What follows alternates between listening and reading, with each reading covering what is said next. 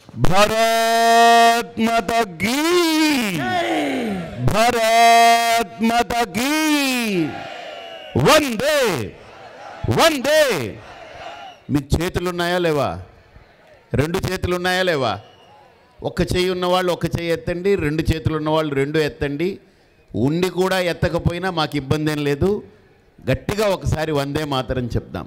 వందే మాతరం, వందే మాతరం, వందే మాతరం, వందే మాతరం, వందే మాతరం, వందే మాతరం. జై శ్రీరామ్.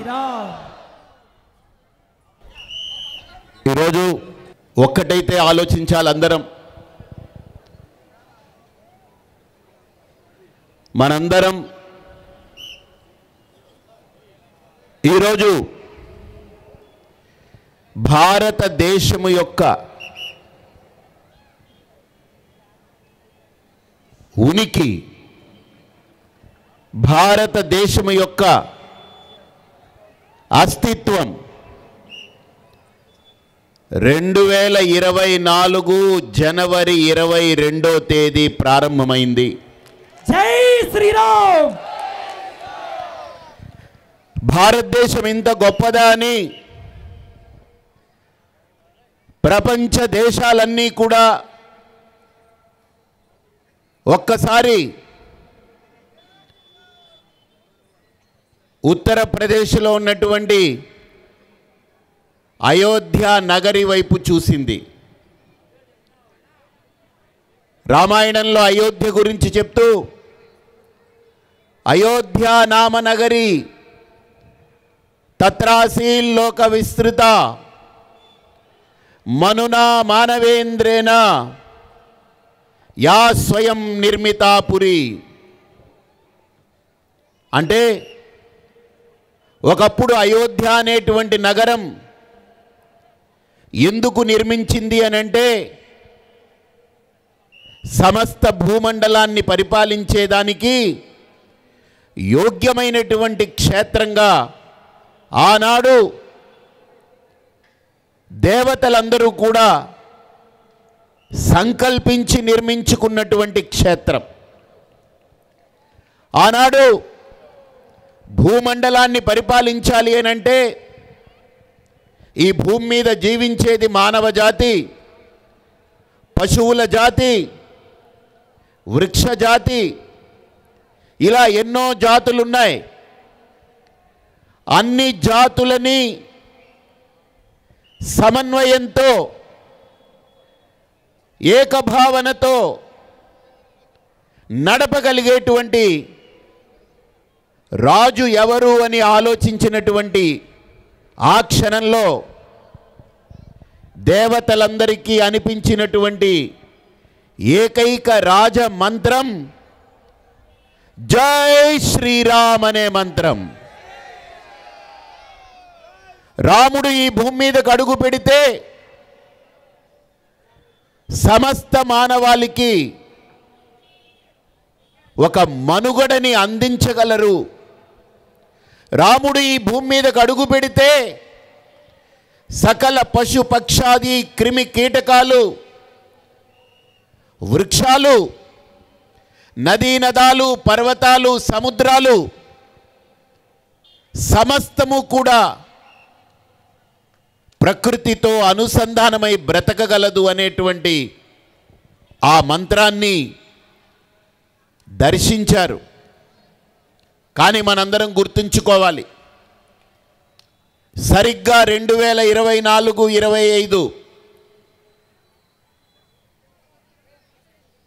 ఈరోజు జనవరి 22వ తేదీ మనం ఈ భారతదేశంలోనే కాదు ప్రపంచంలో ఉన్నటువంటి హిందువు యొక్క 2 నేత్రాలు నీటితో నిండిపోయింది, కన్నీటితో.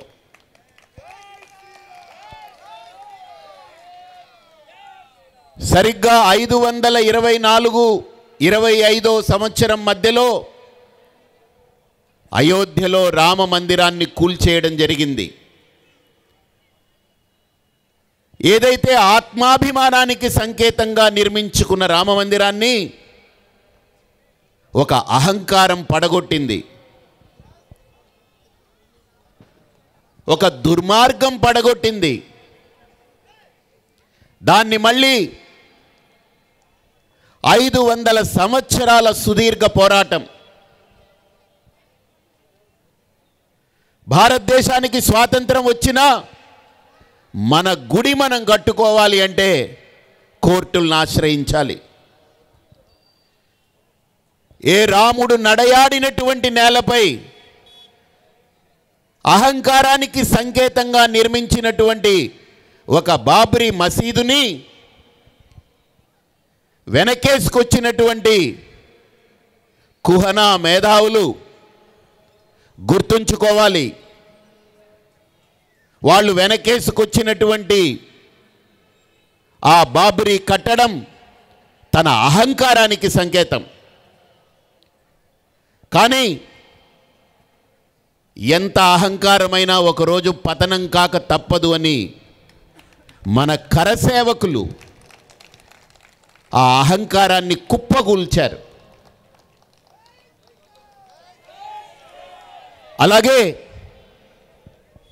500 సంవత్సరాల తర్వాత సర్వోన్నత న్యాయస్థానంలో రాముడు గెలిచాడు. అలాగే రామ మందిరాన్ని నిర్మించుకున్నాం. నాతో ఒక వ్యక్తి ఒక ప్రశ్న వేశారు. ఆ వ్యక్తి వేసిన ప్రశ్న కూడా తనది కాదు, కాంగ్రెస్ ప్రభుత్వంలో ఉన్నటువంటి మణిశంకర్ అయ్యర్ అనేటువంటి వ్యక్తి యొక్క మాటలని ఊటంకిస్తూ ఒక ప్రశ్న వేశారు. ఈ ఆర్ఎస్ఎస్ అనే సంస్థ ఒక టీ అమ్ముకునేవాడిని తీసుకొచ్చి భారతదేశం ప్రధానిగా చేసిందన్నారండి. ఏం చేశాడండి టీ అమ్ముకునేవాడు ఈ భారతదేశానికి? ఈ భారతదేశానికి టీ అమ్ముకునేవాడు 500 సంవత్సరాలుగా చేతగాని ఈ సమాజానికి రామ మందిరం నిర్మాణం చేసి చూపించాడు.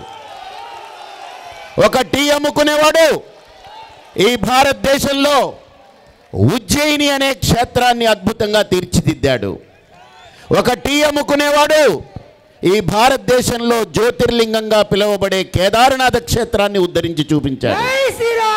ఈ భారతదేశంలో ఒక టీ అమ్ముకునేవాడు తల తెగి పడిపోయినట్లుగా భావించుకునే మన భారతదేశానికి 370 ఆర్టికల్ అనే చట్టం తీసుకొచ్చి తిరిగి భారతదేశానికి తలకాయ తగిలించాడు. ఒక టీ అమ్ముకునేవాడు ఈ భారతదేశానికి మధురని సంస్కరిస్తాడు. అంతేకాదు ఈ భారతదేశంలో టీ అమ్ముకునేవాడు మన శ్రీశైలంలో మల్లన్నకి 1000 కోట్లు మంజూరు చేసి అద్భుతమైనటువంటి క్షేత్రంగా రూపుదిద్దబోతున్నాడు. గుడి కట్టేవాడిని మనం గుండెల్లో పెట్టుకుందామా, గుడిని కొట్టేవాడిని మనం గుండెల్లో పెట్టుకుందామా? ఆలోచన చేయండి. గుడి కట్టేవాడికి ఓటేద్దామా, గుడి కొట్టేవాడికి ఓటేద్దామా? మీరందరూ 2 చేతులు ఉంటే ఒక్కసారి పైకెత్తి చెప్పండి. మన ఓటు గుడి కట్టేవాడికేనా, గుడి కొట్టేవాడికా? జై శ్రీరామ్.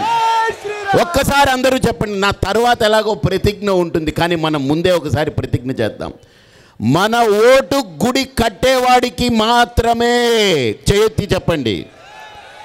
మన ఓటు గుడి కట్టేవాడికి మాత్రమే. 2 చేతులు ఎత్తి చెప్పండి. వేసేది 1 వేలుతో అయినా 10 వేళ్ళు పైకెత్తి చెప్పండి. మన ఓటు గుడి కట్టేవాడికి మాత్రమే. మనం ఈ దేశాన్ని రక్షించుకోవాలన్నా, ఈ ధర్మాన్ని రక్షించుకోవాలన్నా ఒకటి ఆలోచన చేద్దాం. 2024 జనవరి 21 వరకు నరేంద్ర మోడీ కేవలం ఒక రాజకీయ నాయకుడు అని భావించాం.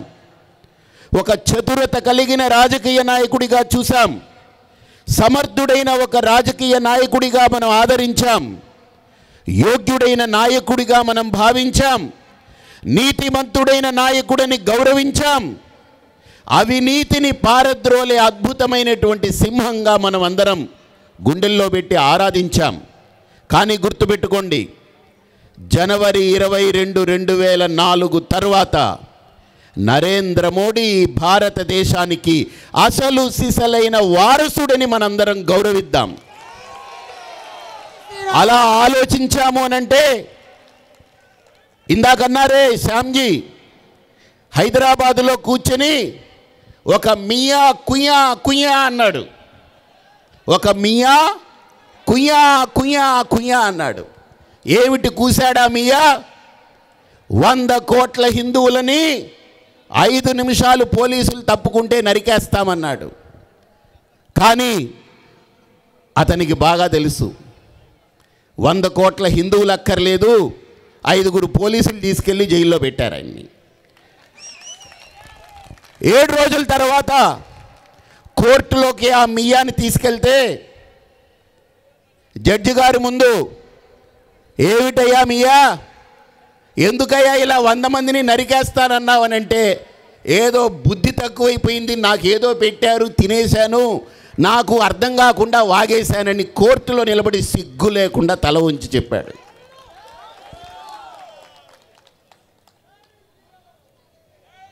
ఇప్పుడు ఆ మియా అన్నని ప్రశ్నిస్తున్నాం. నేను ఈ మధ్య 2 రోజులు హిందూపురంలో వెళ్ళాను. హిందూపురంలో పర్యటిస్తూ వచ్చాను. నేను అక్కడికి వెళ్ళానో లేదో, ఆ మియా అన్న ఒక మాట కుయా అన్నాడు, హిందూపురంలో మనం అందరం నిలబడాలి ఏకకంఠంగా అని. నేనన్నాను, ఒక్కరు కాదు మియా, 100 మంది కాదు, 1000 మంది అయినా మియాలు రండి, హిందూపురంలో ఈసారి కాషాయం ఎగిరి తీరుతుందని చెప్పాను. ఖచ్చితంగా హిందూపురంలో కాషాయాన్ని ఎగరేయాలి. నన్ను ఒక విలేకరు అడిగారు, మీరెందుకు హిందూపురానికి వచ్చారని. ఢిల్లీలో పార్లమెంటులో 543 ఎంపీలుంటే ఈ భారతదేశంలో ఒక్క ఎంపీ మాత్రమే నేను హిందూపురం నుంచి రాగలిగానని గర్వంగా చెప్పుకునేటువంటి క్షేత్రం హిందూపురం. ఈ హిందూస్థాన్లో హిందూ అనే శబ్దంతో ఉండే క్షేత్రం హిందూపురం. ఖచ్చితంగా అక్కడ కాషాయం ఎగరాలి అని చెప్పాను. అలాగే ఈరోజు శ్యామ్జీ అన్నారు, దేశానికి ద్రోహులు ఎవరు అనంటే పాకిస్తాన్లో ఉన్నవాడు కాదు, ఆఫ్ఘనిస్తాన్లో ఉన్నవాడు కాదు, లేదా ఎక్కడో బంగ్లాదేశ్ నుంచి పరిగెట్టుకొచ్చేవాడు కాదు, లేదా చైనా వాడు కాదు. వాళ్ళందరూ దేశానికి బయట ఉండే ద్రోహులు. కానీ ఎవరైతే ఈ దేశంలో బ్రతుకుతూ ఈ దేశం యొక్క సంస్కృతిని కానీ, ఈ దేశము ఆచరించే సనాతన ధర్మాన్ని కానీ, ఈ దేశం ప్రార్థించే దేవతల్ని కానీ ఎవరు గౌరవించరో, ఎవరు వాళ్ళందరినీ శైతాన్ అంటారో, ఖచ్చితంగా వాళ్ళందరూ దేశద్రోహులే. ఖచ్చితంగా దేశద్రోహులే. ఎందుకంటారేమో, ఇది నేను చెప్పలేదు, ఇది శ్యామ్జీ చెప్పలేదు, ఇది మన రాజ్యాంగం చెప్తుంది. ఎవరైతే ఒకరి మత విశ్వాసాలని గౌరవించకుండా, వారి మత విశ్వాసాలని కించపరుస్తూ, వారి మత విశ్వాసాలని నేలకు రాసి ఆ మతాన్ని నాశనం చేయాలనుకున్నటువంటి వ్యక్తి నాన్ బెయిలబుల్ వారెంట్ కింద వాడిని లోపల తీసుకెళ్ళి బొక్కలు ఎరక్కొట్టమని చెప్పి రాజ్యాంగమే రాసింది. కానీ దౌర్భాగ్యం, అలా నోటికొచ్చినట్టు మాట్లాడేవాళ్ళు మన మధ్య తిరుగుతూ ఉన్నా ప్రభుత్వము ఆ పని చేయాల్సినటువంటి బాధ్యతని ఆంధ్ర రాష్ట్రంలో, ఇందాక అన్నారు శ్యామ్జీ, ఆంధ్ర రాష్ట్రంలో మన హిందూ బంధువులందరూ బొక్కలు ఎరగొట్టే పనిలో చాలా ప్రయత్నం చేస్తూ ఉన్నారు.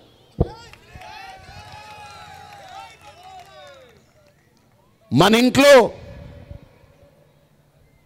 నేను నా అమ్మని ప్రేమిస్తే ఎవడో వచ్చి నీ అమ్మ అమ్మ కాదు, నీ అమ్మ సైతాను అని అంటే ఎంత తప్పో, అలాగే నీ అమ్మని అమ్మ అనుకోకు, నా అమ్మ చాలా గొప్పది, నీ అమ్మ పనికి మాలింది అంటే ఎంత తప్పో, నీ అమ్మని ఈ రోజు నుంచి నీ ఇంట్లో పెట్టుకోకు, తీసుకెళ్ళి బయట పారేయ్, నా అమ్మని నీ ఇంట్లో తీసుకొచ్చి పెట్టుకో అని అంటే ఎంత తప్పో, అంతకంటే లక్షల రెట్ల తప్పు నేను ఆరాధించే దైవాన్ని ధిక్కరించడం, నేను ఆరాధించే దైవాన్ని దూషించడం, నేను ఆరాధించే దైవాన్ని నా నుండి వేరు చేయడం. నా నుండి నా దేవుణ్ణి వేరు చేయడం అంటే నా లోపల ఒక హింసను కలిగించడం. నా నుండి నా ధర్మాన్ని వేరు చేయడం అంటే నా లోపల అగాధమైనటువంటి బాధని సృష్టించడం. నా నుండి దేశభక్తిని దూరం చేయడం అంటే నా గుండెల్లో దేశం పట్ల ఉండే ప్రేమని చంపేయాలనుకోవడం. అలాంటిది ఎవడు చేసినా రాజ్యాంగబద్ధంగా శిక్షార్హుడవుతాడు. కాబట్టి ఖచ్చితంగా ఈరోజు ఈ భారీ సంగమంలో దీన్ని ప్రత్యక్ష మాధ్యమాల ద్వారా, అలాగనే ఎన్నో సోషల్ మీడియాల ద్వారా చూస్తున్నటువంటి ప్రతి వ్యక్తులకి, అలాగే దీన్ని తరువాత కూడా వీక్షించబోయే ప్రతి వ్యక్తికి నేను మనఃపూర్వకంగా మీ అందరికీ చెప్పేది ఏంటనంటే, ఏప్రిల్ నెలలో, రాబోయే ఏప్రిల్ నెలలో మనందరం మన చూపుడు వేలుతో సిద్ధంగా ఉందాం. మనందరం మన చూపుడు వేలుతో సిద్ధంగా ఉందాం. మీకు నేను బేషరత్తుగా చెప్తున్నాను, మన దగ్గరకు వచ్చి ఎవరు ఎంత డబ్బు ఇచ్చినా తీసేసుకోండి, ఆ డబ్బు వాళ్ళది కాదు, మీదే. కానీ ఏప్రిల్ నెలలో రాబోయేటువంటి ఎన్నికలకి బారులు తీరి నిలబడేటప్పుడు మనందరం నోరు మూసుకొని ఊరుకోకుండా జై శ్రీరామ్, జై శ్రీరామ్, జై శ్రీరామ్ అంటూ లోపలికి వెళ్ళాలి. పువ్వు కనిపిస్తే గుద్దేయాలి అక్కడంతే. పువ్వు కనిపిస్తే గుద్దాలి. ఒక ఆయన అన్నాడు, ఎందుకు పువ్వు మీద గుద్దాలి అని. పువ్వు మీద గుద్దితే 10 కాలాల పాటు మీరు పువ్వులా ఉంటారు. ఇంకా దేని మీద గుద్దినా మనం గుద్దించుకోవడమే. దేని మీద గుద్దినా గుద్దించుకోవడమే. ఒక పువ్వు మీద గుద్దితే మాత్రం మనల్ని పువ్వుల్లో పెట్టి చూసుకుంటారు. అది ఈరోజు ఉత్తరప్రదేశ్లో జరుగుతూ ఉంది ఆదిత్యనాథ్ యోగి ద్వారా. జై శ్రీరామ్. ఉత్తరప్రదేశ్లో ప్రతి భారతీయుడు, ఉత్తరప్రదేశ్ ఒకప్పుడు ఎలాంటిది అనంటే, రాత్రి 9 గంటలు దాటితే ఒక స్త్రీ బయటికి వెళితే ఇంటికి తిరిగి రాలేని పరిస్థితి. ఆ రోజు అన్నారు, గాంధీ కలలు కన్న స్వరాజ్యం అంటే అర్ధరాత్రి 12 గంటలకు ఎప్పుడైతే నడి రోడ్డుపై ఒక స్త్రీ, భారతమూర్తి, ఒక స్త్రీ హాయిగా స్వేచ్ఛగా తిరగగలిగేటువంటి రోజు ఈ భారతదేశానికి నిజమైన స్వాతంత్రం వచ్చిన రోజని దాన్ని చేసి చూపెట్టారు ఆదిత్యనాథ్ యోగి గారు, ఉత్తరప్రదేశ్ ముఖ్యమంత్రి గారు. అలాంటి యోగుల రాజ్యం మీకు కావాలా లేదా? మీకు మన భారతదేశంలో 3 రాజ్యాలు ఉంటాయి. 1 యోగుల రాజ్యం, 2 భోగుల రాజ్యం, 3 రోగుల రాజ్యం. మీరు ఏ రాజ్యానికి ఓటేస్తారు? యోగుల రాజ్యం. భోగుల రాజ్యానికి ఓటేస్తే మీది మొత్తం కాజేస్తారు. రోగుల రాజ్యానికి ఓటేస్తే మీకు మొత్తం భవరోగాలు పట్టుకొచ్చి అంటిస్తారు. యోగుల రాజ్యానికి ఓటేస్తే మేము వైభోగంగా ఉంటాం. ప్రతి యోగికి మీరు కనుక మద్దతిస్తే మీ ప్రాంతం రామరాజ్యం అవుతుంది. జై శ్రీరామ్. భారతదేశంలో పార్లమెంటులో కానీ, అసెంబ్లీలో కానీ ఏ పార్టీ అయినా, ఏ నాయకుడైనా మాట్లాడే మాట ఏంటి? ప్రభు రాజ్యం అంటారా, అల్లా రాజ్యం అంటారా, ఏ రాజ్యం అంటారు? రామరాజ్యం. రామరాజ్యం అంటారు.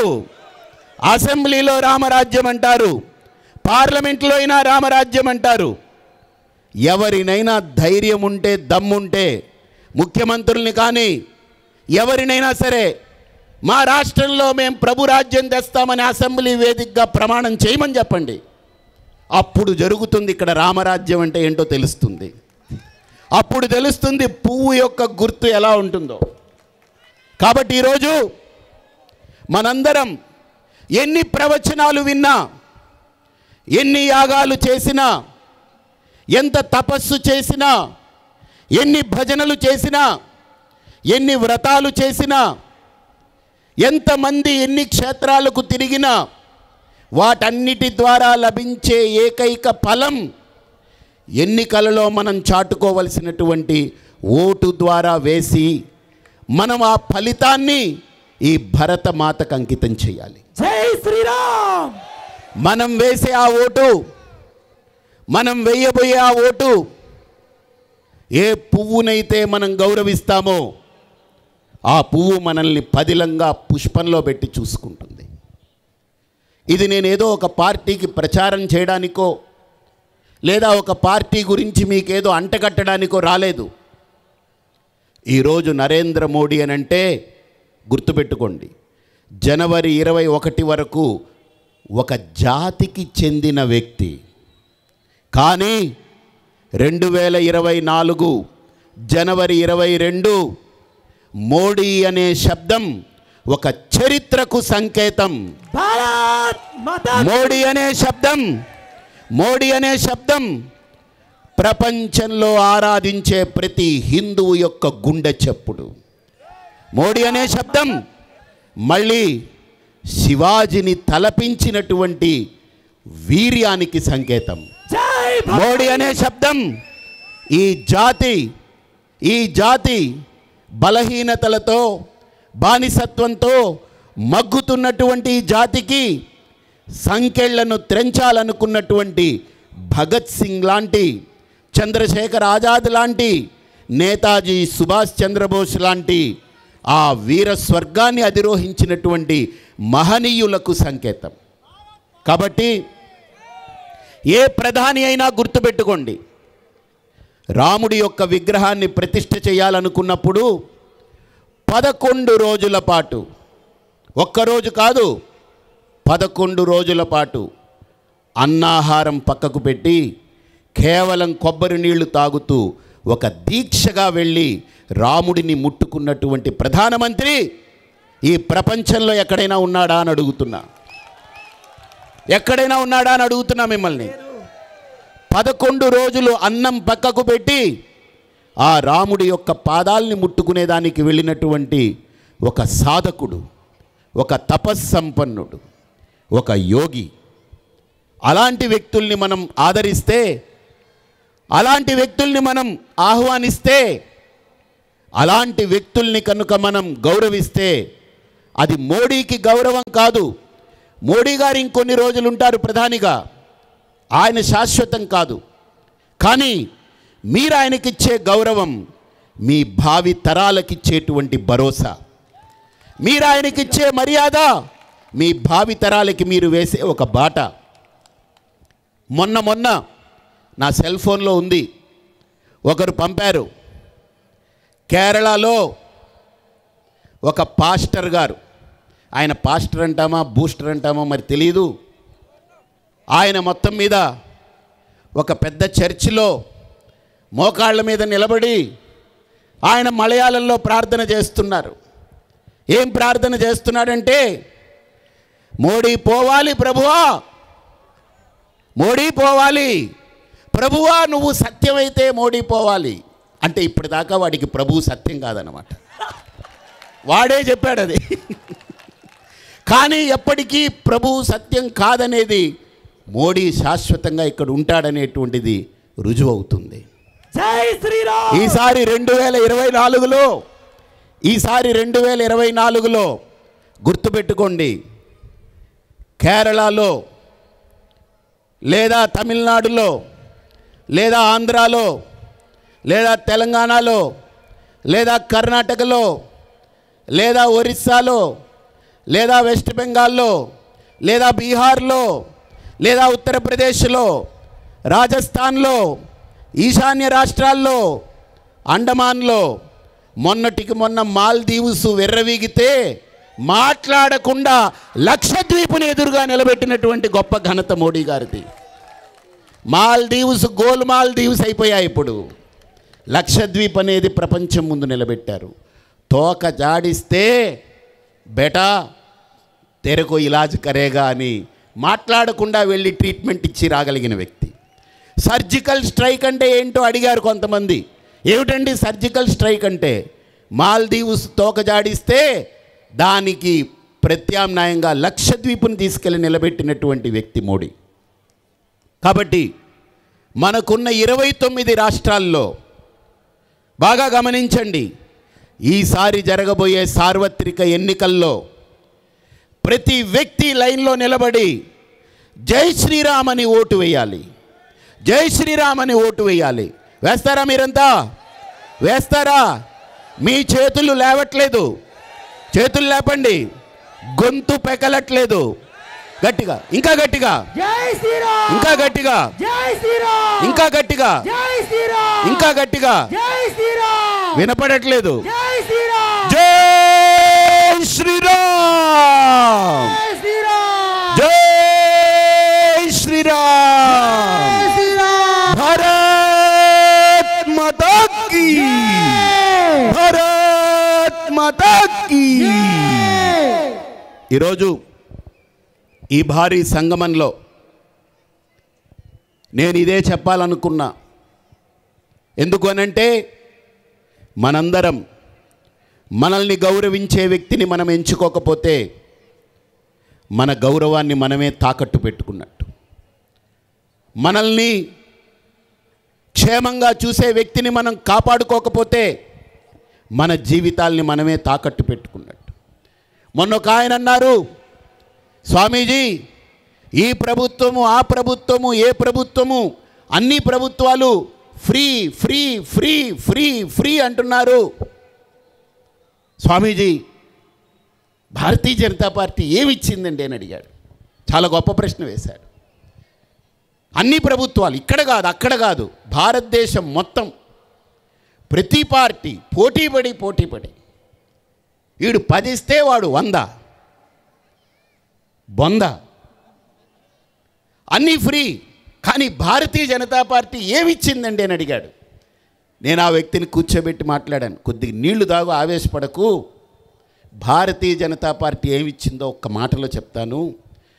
అన్నీ ఫ్రీలు ఇస్తే నువ్వు బతికుంటే ఆ ఫ్రీలు ఎంజాయ్ చేస్తావు. నువ్వే బతికి లేకపోతే ఆ ఫ్రీలు ఎంజాయ్ చేస్తావా? అదేంటండి ఫ్రీలు ఇస్తే బతికుండవా అని? ఒరే బాబు, మోడీ గారు రాకముందు, భారతీయ జనతా పార్టీ రాకముందు హైదరాబాదులో బాంబులు పేలి కొన్ని వందల మంది చచ్చిపోయారు. అలాగనే బాంబేలో తాజ్ హోటల్ని కసబ్ అనే వ్యక్తి ఎలా దారుణంగా చేసి వందల మందిని చంపాడు.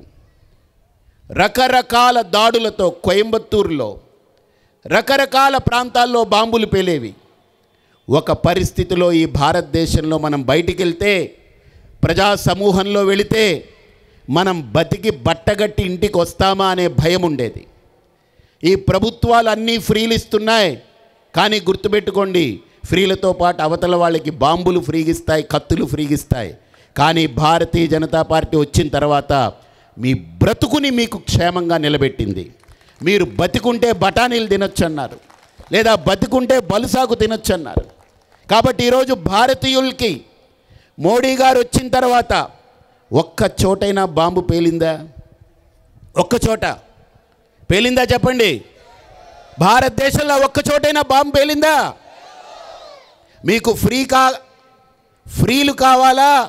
లేదు మీ జీవితాలు మీకు సురక్షితంగా కావాలా? మీకు ఫ్రీలు కావాలా? మీ జీవితాలు మీకు సేఫ్గా కావాలా? మీకు ఫ్రీలు కావాలి అని ఆశపడచ్చు, కానీ మన బ్రతుకు క్షేమంగా ఉంటే ఫ్రీలైనా వినడానికో చూడ్డానికో మనం బతికుండాలి. కాబట్టి మనకు బ్రతుకుని నిలబెట్టగలిగేటువంటి, మన బ్రతుక్కి భరోసా ఇవ్వగలిగేటువంటి నాయకత్వం నరేంద్ర మోడీ గారి యొక్క నాయకత్వం. గుర్తుపెట్టుకోండి, నరేంద్ర మోడీ గారు అనే వ్యక్తి గుజరాత్లో పుట్టలేదు. నరేంద్ర మోడీ గారు అనే వ్యక్తి ఒక రాష్ట్రంలో పుట్టలేదు. ఈరోజు నరేంద్ర మోడీ గారు అనేటువంటి ఒక వ్యక్తి రాష్ట్రీయ స్వయం సేవక్ సంఘ్ యొక్క నిబద్ధతతో కూడుకున్న సిద్ధాంతం నుంచి పుట్టినటువంటి వ్యక్తి. నరేంద్ర మోడీ గారు అనే వ్యక్తి విశ్వ హిందూ పరిషత్తు యొక్క ధర్మ నిష్టలో నుంచి పుట్టుకొచ్చినటువంటి వ్యక్తి. నరేంద్ర మోడీ అనే వ్యక్తి ఈరోజు ఎవరైతే జై శ్రీరామ్ అని కేరింతలు కొట్టే బజరంగ్ బల్ యొక్క దళం నుంచి పుట్టుకొచ్చిన వ్యక్తి. ఈరోజు నరేంద్ర మోడీ అనే వ్యక్తి ఎక్కడి నుంచి పుట్టుకొచ్చారు? భారతీయుల యొక్క భక్తి నుంచి పుట్టుకొచ్చిన వ్యక్తి. కాబట్టి అలాంటి వ్యక్తిత్వాన్ని మనం నిలబెట్టుకుంటే మనల్ని మనం నిలబెట్టుకున్నట్టు.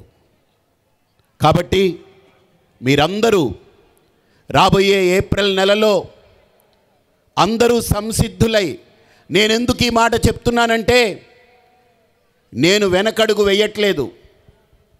క్రైస్తవులు చర్చిల్లో చెప్తారు, మహమ్మదీయులు వాళ్ళ యొక్క అజాన్ సమయంలో చెప్తారు, వాళ్ళకి ఫత్వా జారీ చేస్తారు, మనం ఫలానా వాళ్ళకే ఓటేయాలని. ఈ దేశంలో ఆ రెండు మతాలకి అలాంటి స్వేచ్ఛ ఉన్నప్పుడు నా హిందూ ధర్మానికి నేను గొంతెత్తి రోడ్డు మీదకి వచ్చి చెప్తాను. గుడిలో చెప్పక్కర్లేదు, ఇలాంటి సంగమాల్లో చెప్పే అవకాశం నాకుంది. ఒకవేళ ఈరోజు నేను ఈ వేదిక మీద చెప్పడం తప్పే అయితే, హిందువులందరూ ముక్తకంఠంగా, హిందువులే కాదు, ఈ భారతదేశంలో బ్రతికే మహమ్మదీయులే కావచ్చు, క్రైస్తవులే కావచ్చు, బౌద్ధులే కావచ్చు, నాస్తికులే కావచ్చు, కుహనా మేధావులే కావచ్చు, మేము క్షేమంగా ఉండాలి అని అంటే నరేంద్ర మోడీ గారు ఉంటే బాగుంటుందని లోపల ఉంటే, కనీసం బయటికి చెప్పుకోకపోయినా ఏప్రిల్ నెలలో దొంగచాటుగా అయినా సరే వెళ్ళి పువ్వు గుర్తు మీద ఓటేసిరండి. అంతేకాదు, అన్ని పార్టీల్లో ఉన్న వాళ్ళకి జనవరి 22వ తేదీ గుర్తుకొచ్చింది. అరే, ఇది ఏదో ప్రతి వాట్సాప్లో ఒకటి పెడతారు, మన తెలుగులో ఒక సామెత, ఈడు మగాడరా బుజ్జి అని.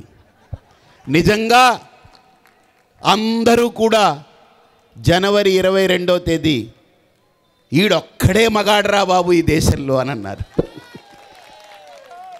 వీడొక్కడే మగాడరా అన్నారు. అంతేకాదు, ఒక వీడియో వచ్చింది, ఆదిత్యనాథ్ యోగి గారు రాముడి దగ్గరికి వెళ్ళి పూజలు చేస్తున్నప్పుడు హారతి ఇచ్చిన తర్వాత దక్షిణ వేయడానికి పక్కనున్నటువంటి సెక్యూరిటీ ఆఫీసర్ పాపం ఆయన జోబీలో ఉండే డబ్బునిస్తే ఆయన ముట్టుకోలేదు. ఇది నీది, నువ్వేసుకో, నా దగ్గర ఉన్నది రూపాయి నేను ఆ రాముడికి వేస్తానని తన జోబీలోది వేశాడు. అది నాయకత్వం అంటే. ఆ వీడియో కూడా మన ముందు వచ్చింది. కాబట్టి ఇవన్నీ కూడా మన ముందు వాళ్ళు నిలబెట్టే ఆదర్శం, మన ముందు వాళ్ళు నిలిపినటువంటి ఆచరణ. కాబట్టి మనందరం ముక్త కంఠంతో ఈసారి 2024లో రామరాజ్యాన్ని, రాముడు వచ్చాడు, రాబోయేదేంటి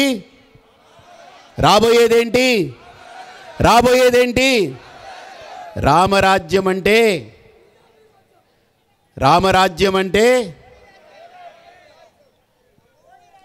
కమల వికాసం.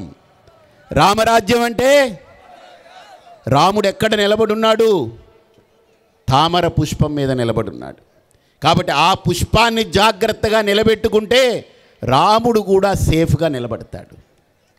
రాముడు నిలబడున్నది తామర పువ్వు మీద. అర్థమైందా? మళ్ళీ ఆ రాముడు జోలికి ఎవరు వెళ్లకుండా, మళ్ళీ ఆ రాముణ్ణి ఎవరు వేరే దృష్టితో చూడకుండా ఉండాలి అంటే ఆయన నిలబడున్న తామర పువ్వు ఏప్రిల్ నెలలో మీకు ఎక్కడ కనిపిస్తే అక్కడ గుద్దేయడమే. ఎక్కడ కనిపిస్తే దాని మీదనే చేయి పెట్టండి. కాబట్టి తప్పకుండా ఈరోజు మనందరం హిందూ ఓటు బ్యాంకు నిర్మాణం జరగాలి. మీరు ఏ కులమైనా పర్వాలేదు, ఏ ప్రాంతమైనా పర్వాలేదు, భారతదేశాన్ని సురక్షితంగా పాలించే మోడీ గారి నాయకత్వాన్ని మనం బలపరుద్దాం. మీరు ఏ పార్టీలో ఉన్నా పర్వాలేదు, అది పార్టీకి మీకు ఉన్న అనుబంధం. పార్టీని మీరు గౌరవించండి. మీరు ఏ పార్టీని అభిమానిస్తున్నారో దాన్ని గౌరవించండి. మీరు హిందువులే కావచ్చు, ఏ మతస్థులైనా కావచ్చు. కానీ ఒక్కటి గుర్తుపెట్టుకోండి, భారతదేశంలో మాత్రం మనకు నరేంద్ర మోడీ గారు సుస్థిరమైన ప్రభుత్వం, అతుకుల బొంత కాకుండా పటిష్టమైన ప్రభుత్వాన్ని నరేంద్ర మోడీ గారు చూడాలనేటువంటి సంకల్పాన్ని పెంచుకుంటే భారతదేశం సురక్షితంగా ఉంటుంది. కాబట్టి మనందరం ఈ సంస్కారంతో ఏప్రిల్ నెలలో రామనవమిని జరుపుకుంటాం, ఉగాదిని జరుపుకుంటాం. మనకు ఎన్నికల ముందే ఉగాది వచ్చేలాగుంది. అంటే కొత్త సంవత్సరంలో మనం అడుగు పెడుతూ సంకల్పం తీసుకుని ఉగాదికి భారతదేశానికి మళ్ళీ తిరిగి అలాంటి ఒక మహానుభావుడు ప్రధానిగా నిలబడాలని మనం సంకల్పిద్దాం. అందరం ఆ భగవంతుని ప్రార్థించి ఇలాంటి హిందూ సంగమాల్ని మనం పేట పేట, వాడవాడల, ప్రతి జిల్లాలో, ప్రతి మండలాల్లో మనం నిర్వహించి మనం మోడీ గారి ఆవశ్యకత ఈ దేశానికి ఎంతుందో ప్రతి గుండెని తట్టి మనం చెప్దాం. అందరూ ఒక్కసారి నాతో పాటు మన తల్లికి, మన తల్లి అని అంటే మీకొక తల్లి, నాకొక తల్లి, వారికొక తల్లి, ఇలా మనల్ని కన్న తల్లి ఒకరు ఉంటారు.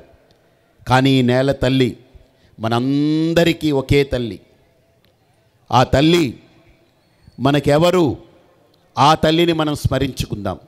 భారత్ మాతా కీ జై, భారత్ మాతా కీ జై, భారత్ మాతా కీ జై. వందే మాతరం, వందే మాతరం, వందే మాతరం, వందే మాతరం, వందే మాతరం, వందే మాతరం, వందే మాతరం. జై శ్రీరామ్, జై శ్రీరామ్.